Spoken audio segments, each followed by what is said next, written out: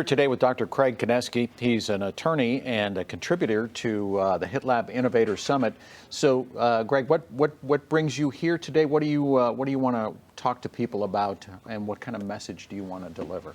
What I'd really like to talk to people today about at the HITLAB conference is how to take their technology and add value to it through intellectual property. I'm an IP attorney, and what I really like to do is work with early stage companies, first-time entrepreneurs, founders, who are often more focused on the technology, focused more on the science than the business, and help them learn how to transform their technology, transform their research into something of real value. There's a lot more to the business than just the science and just the technology.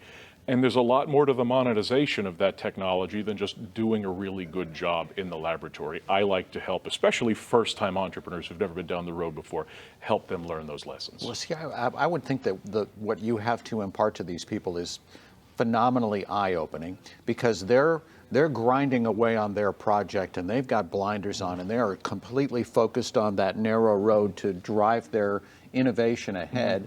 And then you come in and say, well, there's this over here, and there's this over here, and there's this right in front of you that you don't even see right now. So you're opening them up to the things that that if they didn't know about could really stall their progress.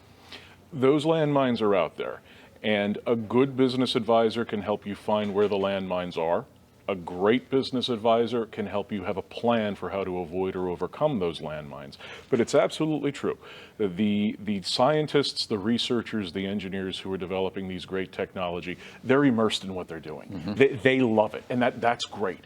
You need people who love the technology that they're developing and really want to make something real out of it, because that passion for the technology is what leads to great products.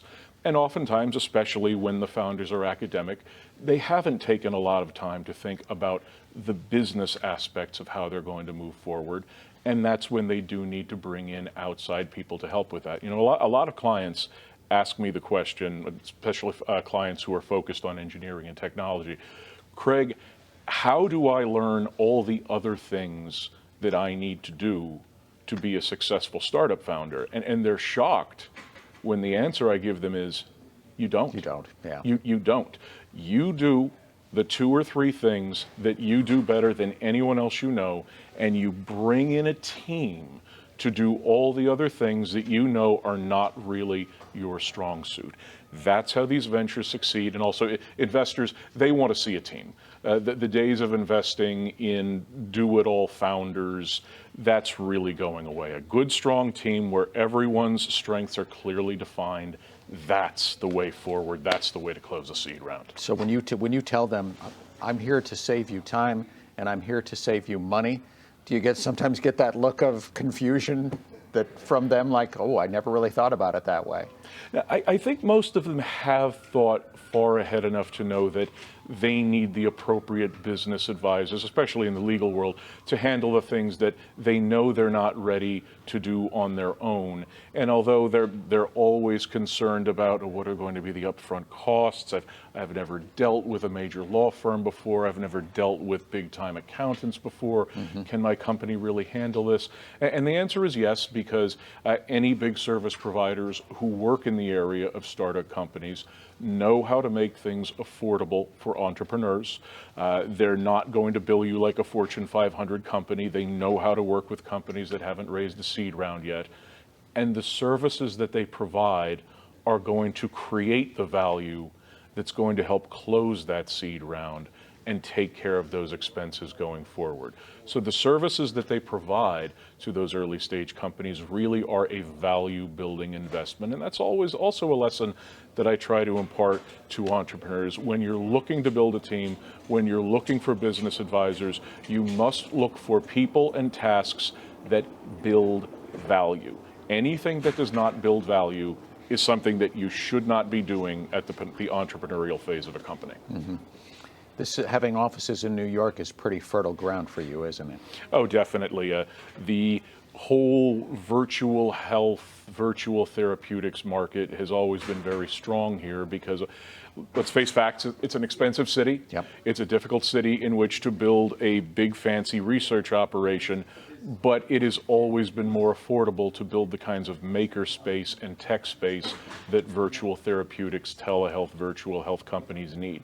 And for that reason, I think that market actually got a head start over the entrepreneurial, conventional biotech, small pharma market in New York because they need more expensive laboratory space, and the city has done amazing things in that area.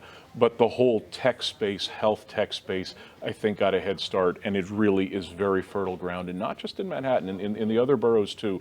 There are great programs and great facilities where people can start these kinds of ventures, find the help they need, and find the investors who are very interested in creating value. So based on your experience, what part of this moving forward are you most bullish about?